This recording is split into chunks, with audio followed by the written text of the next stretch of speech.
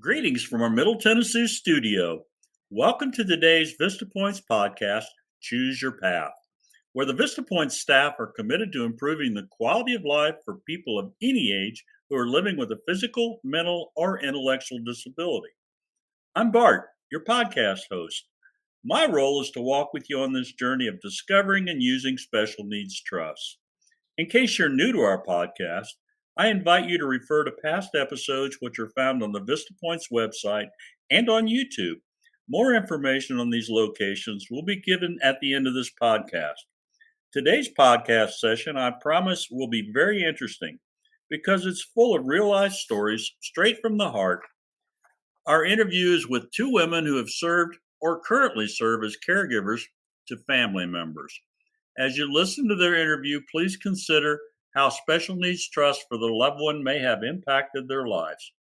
We welcome Allison Jordan and Cheryl Todd.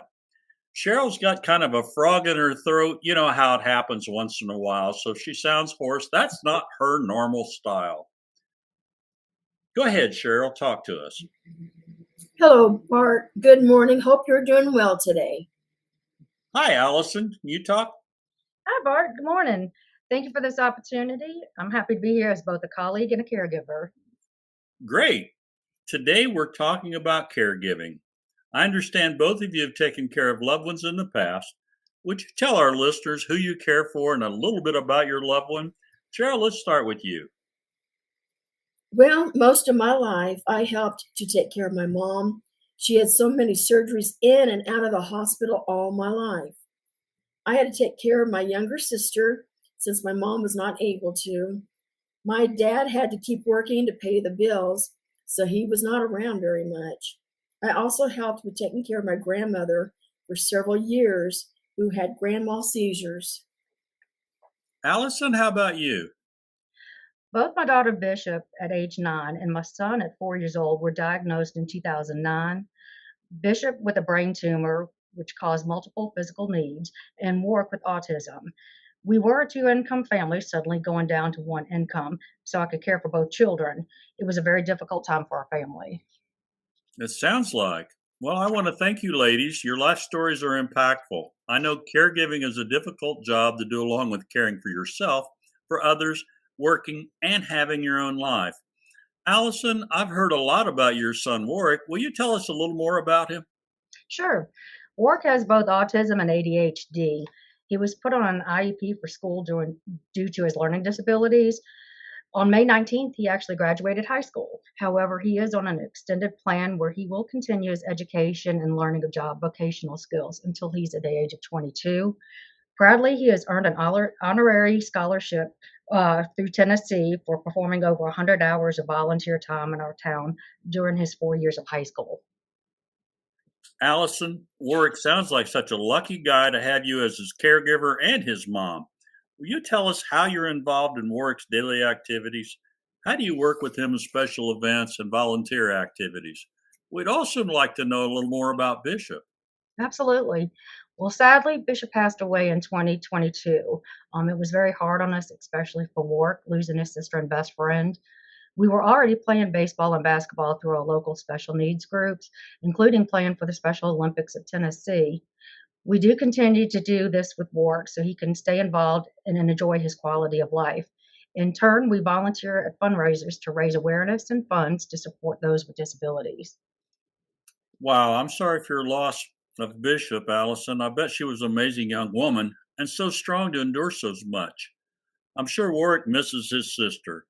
How do you keep Warwick involved in activities? And what do you think Warwick enjoys most of all the things he does? Well, out of all the things, in all honesty, work. Warwick has been learning job skills during his senior year, along with a state mentor to teach him how to be independent and learn new job skills. He tells me that he enjoys his training and he hopes to get a job in the near future. You know, I think many young adults would enjoy all the activities Warwick participates in. And as I said earlier, he's a lucky guy.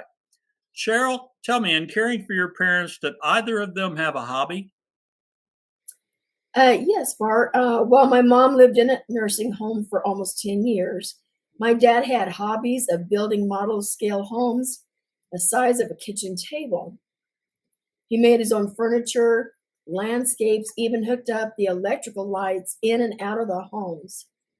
He did this to keep busy, but doing this and smelling the glue, he was not protected, did not wear a mask. He ended up with squamous cell carcinoma. Wow, that's horrible, Cheryl. But it does sound like your dad was quite the craftsman. Did your mom have hobbies or like to do anything special with you or the family? Yes, she did, Bart. My mom's favorite thing to do ever was to cook wonderful meals for the entire family. Even the neighbors would smell her cooking and show up at their house. She was famous for her tamales. I think I can smell them from here. Your mom sounds like a special person, Cheryl. Thank you for sharing these stories with our listeners. Now, I'd like to turn the interview over to both of you. Caregiving can be so stressful and tiring. What stands out about your caregiving? Allison, would you start? Well, it's like hitting a brick wall. You have your life plans in motion, but when it comes to caregiving, especially unexpectedly, your entire life comes to a halt. Then it takes its course in a different direction. It's very stressful, but you do what it takes to love, care, and show compassion to those who cannot independently take care of themselves. It actually fills my heart knowing that my son is happy and doing the best he can with the support of family and friends. Thanks, Allison. Cheryl? Yeah, I had always felt it was my responsibility to take care of everyone and to make sure that they were safe. Taking care of anyone is time consuming, even puts a strain on your immediate family. Being a caregiver can be exhausting, and at times it would even make me sick. But you keep going because it's the right thing to do. It is rewarding to know that all I did, all I could do, made their life better.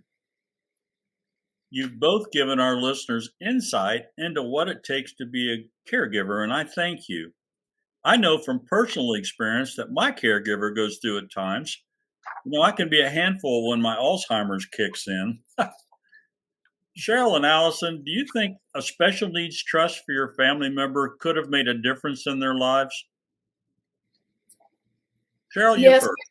Yeah. sorry. Yeah, I think that if my parents had put their money into a special needs trust, they could have qualified for the government benefits like SSI and Medicaid to cover their health care needs and their day-to-day needs. We could have used the money in the special needs trust to pay for non-medical care to help care for my parents. This would have given me more opportunity to have some more time for myself. How about you, Allison? Well, I think a third party supplemental needs trust would be beneficial to my son. We could put gifted money into the trust for work and then have it there for him when he needs it. I know many families that have listed this type of trust in their wills, as I have done so myself. This has released my fear of what will happen to work financially when I'm gone. Funds will go directly to the third party special needs trust, where I know a trustee will oversee his account to help him with his daily living expenses when I'm gone. Special needs trusts do give the family peace of mind knowing their loved one has his or her health care needs covered. With government benefits and the money is in special needs trusts, can only be used for the beneficiary's benefit. Oh, by the way, the term beneficiary is the person living with a disability. Allison and Cheryl, do you have any closing words of wisdom for our listeners? Let's start with you, Allison. Yes, definitely take the first step and do your research. Everyone has different situations. You would want to know what trust suits your loved one best. If you do not set up a trust now, complete your will if you have not done so already. Your attorney will know the verbiage needed to protect the beneficiary after you pass. Cheryl? Yeah, I wished at the time that I could have put my parents' money into a trust. It would have helped them protect their benefits while helping pay for a caregiver so I could have more time with my family.